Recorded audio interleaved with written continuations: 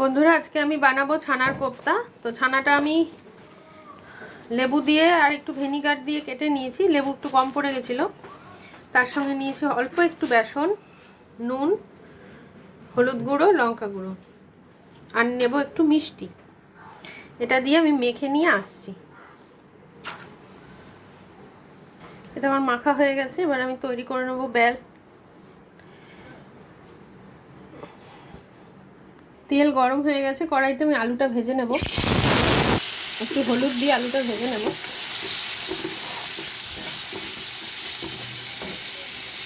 আর এখানে আমি ননস্টিকে তেল দিয়ে দিলাম বড়াগুলো ভাজার জন্য। আলুটা ভাজা হচ্ছে, এই কড়াইতে হোক। এই যে আমি বলগুলো করে নিয়েছি, এবার এগুলো ভেজে নেব।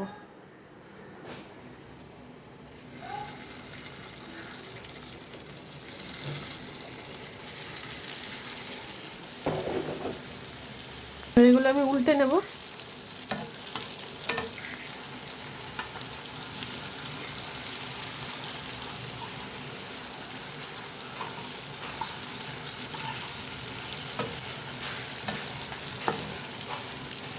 আমি বাটির মধ্যে গুলে নেব জিরে গুঁড়ো, লঙ্কা গুঁড়ো, হলুদ গুঁড়ো, নুন আর দুটো বাতাসা দিয়েছি।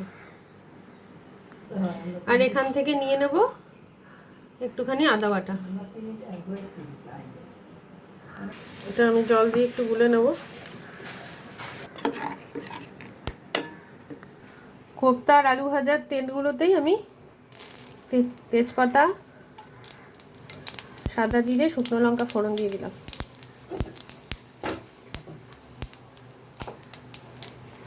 এর মধ্যে আমি মশলাটা দিয়ে দিলাম।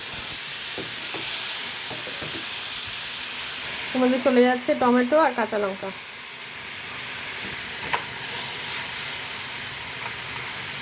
বাড়ির গাছের টমেটো, তাই কাঁচা টমেটো। মশলাটা তেল ছেড়ে দিয়েছে। এবার আমি আলুগুলো দিয়ে দেবো। আলুটা আবার 2 মিনিট আমি কষিয়ে নেব।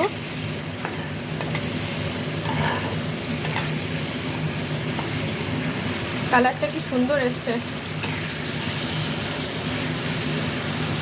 এর মধ্যে আমি উষ্ণ গরম জল দিয়ে দিচ্ছি। আলুগুলো সিদ্ধ হবে, তারপর আমি এই বলগুলো দেব। এটা এখন ঢাকা থাকবে। আলু অনেকটা সিদ্ধ হয়ে গেছে, এবার আমি এগুলো দিয়ে দেবো।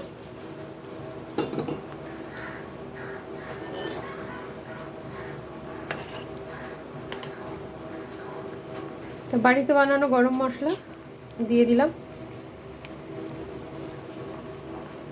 এর মধ্যে আছে লবঙ্গ, দারচিনি, এলাচ, গোলমরিচ আর বড় এলাচ আর একটু হবে। আমি এবারে একটু এগুলো উল্টে দেব।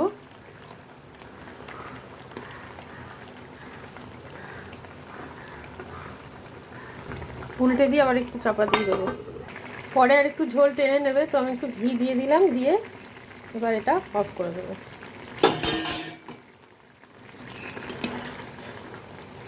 এগুলো অনেকটা ফুলে ফুলে উঠেছে।